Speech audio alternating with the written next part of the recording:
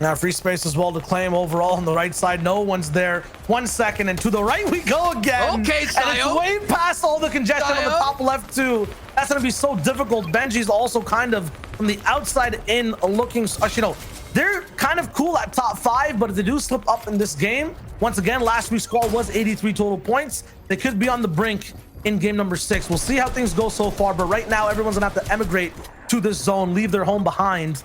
They start to bouncers being thrown over and over again. No one here so far is looking to beam those bouncers just yet. Siberia is not in position. Finally, he is now.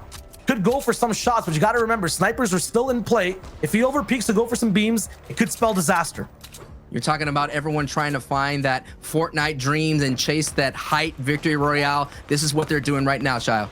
And the big thing too is, you know, like Siberia and Benji right on top of each other back to back. These guys are in the top 10. The majority of trios moving in right now are trying to qualify. They're kind of being gated behind all these shooters who are already based up inside the top 10. They're making sure no one takes away their spots for qualification.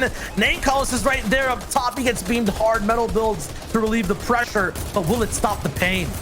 And we're seeing Zappy and Patrick and Toos, who had a very great start to the day, are slowly slowing down as much as possible. Now they're coming into this match literally on the cusp there on that top 10. So they're just above that thresh that we're going into. But as you mentioned, people are accruing points in Sapphic. Again, what a great, phenomenal day for them. For if their game plan has been getting hyped, they have been executing it very well, only having one slip up. So Siberia and Sapphic, and they have to do it as a duo, so they lost Irez, so that's gonna be a little bit more difficult for them. And considering that you mentioned Benji's sitting right below them, right below with that RPG, only has 2 RPGs, as Mr. Savage does confirm gray in the feed.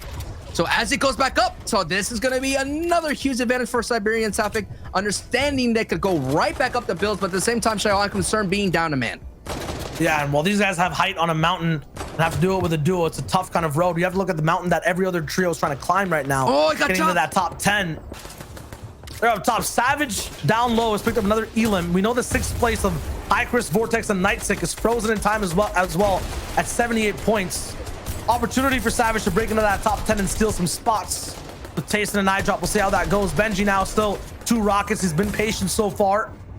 Pretty soon he's gonna start letting loose. These guys are moving straight all the way up high, and he's broken the connection. There's nothing to kind of stay down on. The harpoon there too. Siberian Jake actually stays alive up top and has a connection to the mountain. Still, the aggression pushes forward. Lax pocket rocket available for Benji.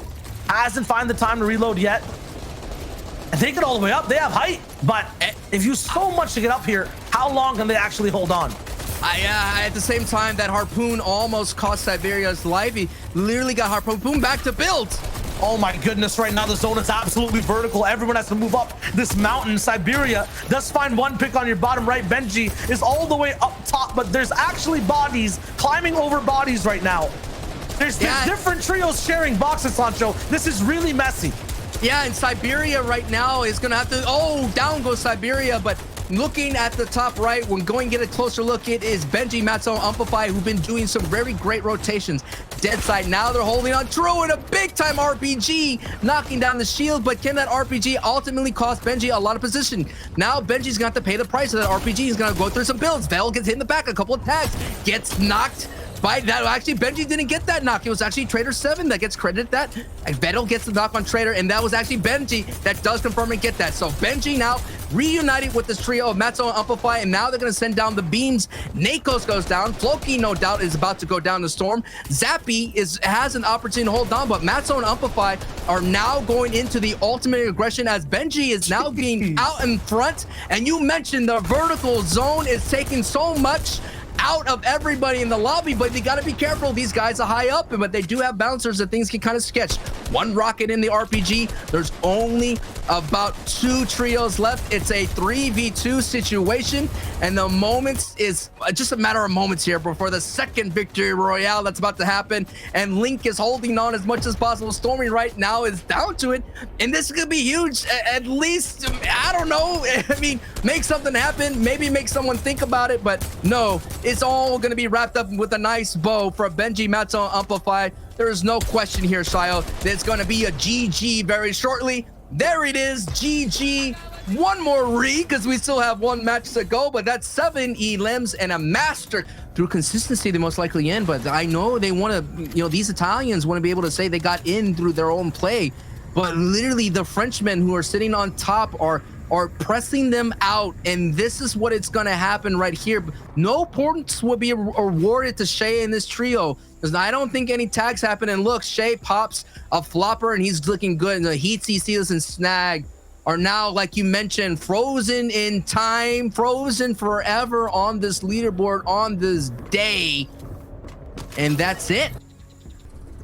And you got to say as well, it's like you're seeing the aggression kind of kick it up now. It's like before we were having storm surges, but no longer. This match is all about the elims, all about trying to push yourself, trying to, as Zeke said, double your output that you've been doing throughout the day and trying to pop off here. And that is why this lobby is thinning out a little bit quicker here than the previous matches. But that doesn't mean the action is kind of like the quality of the action is still high at the moment right now. As you're seeing play well, they have, these boys, they have a lot to play for to try to get into. They're still not qual. They not so far about 7 points off Thresh. And they're looking right at the obstacle in front of them. Slightly far away though, it's Teak, Seti, and Cammy who are ahead of them on placement at the moment. They'd be at 77. Nate actually goes down, fully eliminated, stopped at 102 points. That should be a qual for the day though. Kha'Zix and 4-0 are there though. They still have a full trio up and alive. We'll be able to keep aggressing and playing on, but we'll be affected in firepower completely, because that's one less players for, you know, those crossfires in total. But past that, Stir6 actually going down in the feed to Shakos. So somehow the Stealthy Stronghold trio that delayed survived, got to this point, and now is picking up eliminations. The question is it too late for a miracle run? Are 4ZR, Kha'Zix, and Nate the only ones to be able to hit that double-digit threshold of elims and then push forward even more to hit the qual spot? Have they taken that chance away from Shakos? And hey, Shio, everyone now has to move. Max pulls happen for everyone on this side, and that sound right there means everybody is taking off, and they're gonna go right into the arms of someone that's sitting at high. But the tree lines are gonna stop from someone getting beam. It's actually a new high person at height. It is Milo and company sitting at height, having a nice look over. But look at this. This is what they're looking at. Just shrubbery, just trees.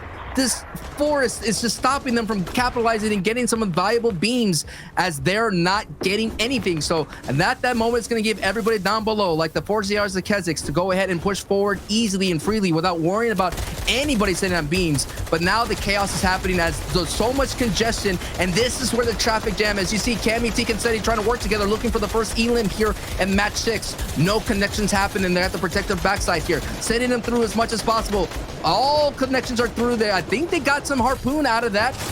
Yes, one elim happened for Seti, and they were able to get some mats out of that. Cammy, Teak, and Seti, every single point right now will be huge for them to climb through the rankings and stay inside top 10. It's hyper competitive for every trio that's alive right now in that position. You were talking about Milo, Cisse, and Nebs. Yes, they have high ground right now as well. A high chance to come back with 53 points running off this game in 15th place. They have to take over Kizzy, Stir6, and Vettel. They have to take over Thomas, Anas, and Flick. Kha'Zix, Nate, and 4ZR, and at the same time, Teak, Cammy, and Seti on screen. It'll be a tall task. Stir6 down in the box now, too. Dragon's Breath shotgun. The fire from it is still rising. Kha'Zix down and low. Seti gets thrown back. Teak at 1 HP. They have to keep their trio structured and alive, and then confirm the elims after. It looks like Vettel will be the last one to keep the Playwell dreams alive as well. And yeah, and that dream just ended in a blink of an eye. That's how much and how fast it happens here on the mid ground that's happening. And the zone is pulling up north, and everybody is literally on the same front line. It's who is going to be able to make their really strong weak side, dead side rotation. And Shay and Gray are actually executing that well. You have Bobby as well, the mid layer, executing that well. It is Zappy who's sitting on the mid layer, and Butcher got to be careful here, taking a couple of shots. The question is, who is going to be sitting at height and going further on and on? And now you're seeing that so many of the people are able to get themselves in stronger positions in the top 10, like Zappy, Puchik, and Tush, who are no doubt going to qualify. But looking at the feed, ADN and Astro are still up. They still have an opportunity to go ahead and qualify if they could keep it up, just like Zappy, Tush, and Puchik are sitting in this nice tarp, and they're looking to turn and burn. Number one thing you have to pay attention to is every single point threshold for teams are going to be snapping to back and forth. Cisse looks like he's still holding on somewhat to height. 108 here for Kha'Zix, 4ZR, so they have a chance to still crush dreams. Every single trio they affect might not qualify, and they'll make their place stronger overall for this qualifier round number 2. 109 points, already popping floppers. Snappy dropping down with Putrick and Deuce. Inside Miracle on tops as well. Floki with some elims. MXR still active as well, so the miracle run from Stealthy might absolutely be possible so far. Milo's picked up some elims as well. He gets 4ZR down. Stormy Ray taken out by Shakeoffs as well. Where is Milo? They're still on height. This height trio might qualify off of this performance. This is the play that we need. This is what it takes to get into the top 10. They already stopped a high push from Benji's trio, and now they're holding on as another team is contesting them. Look at the left side. So much is invested. They understand they're holding on for their dear tournament lives here to move on to the next stage. They do not want to go up the gauntlet up again. But Tayson and iDrop and Savage, they may have been able to qualify with that 101-point finish. We'll have to keep a look at the leaderboard as this is the final frame, the final moments here. And Bobby, Helix, and Dex, they actually got Benji's RPG. They're close to qualifying as well. 81 points. This could be the thing that pulls them through. 6 different trios alive though still. So much placement to go. So many elim points. They have control up on height. The whole trio is alive as well. That's such a rare sight to see and such an advantage this late into the game. Sapphic though is alive mid-ground as well. Rumi or Razumi goes down. Toos picks that up with Putrick. Things slowed down. The server not making much noise. The nerves, the tension high for every trio still alive. ADN as the solo still has to move through. Now those connections start to collide. Helix with some shots forcing things through. Not possible, no connections just yet.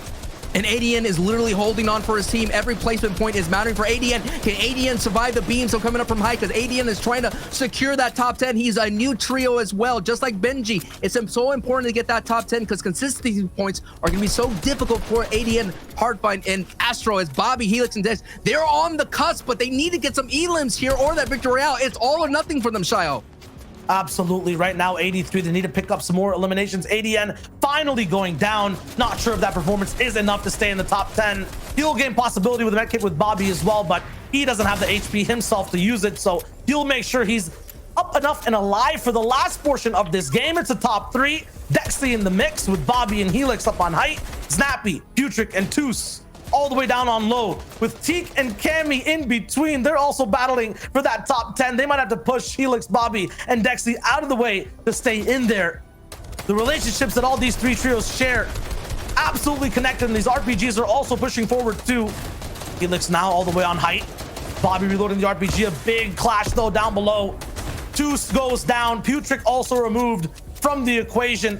Cammy and Teak down now. They're fully confirmed. It's just Snappy who's alive against Dexy. He gets one. How much further can he go though? Floppers or Cabbages ticking at the same time. There's a medkit play coming from Helix on height. Does Snappy know? He has to fight Bobby first. The medkit pops in. Bouncer up top. Helix there to deny. The HP is not enough, and Helix, with those tags and that pressure, confirms it and his qual at 108 points. Wow, 13 elims and the victory royale. They went all for it, they full send, and they got themselves in, no doubt, to that top 10 finish. Another back-to-back week, Shyo, where we had endings. But gentlemen, there was a pretty big shift here in this last game. Yeah, we see again at the top 2 slots, Train H kind of just running a train through the entire lobby. Like making it to the semis through a top 10 qualification, but putting in the work in that final game to get themselves involved. Looking at this page, so the players who weren't able to make it in, iDrop, Tayson, and Savage just missing out. High Chris, Vortex, and Nightsick, they were super impressive throughout today, but barely missing out.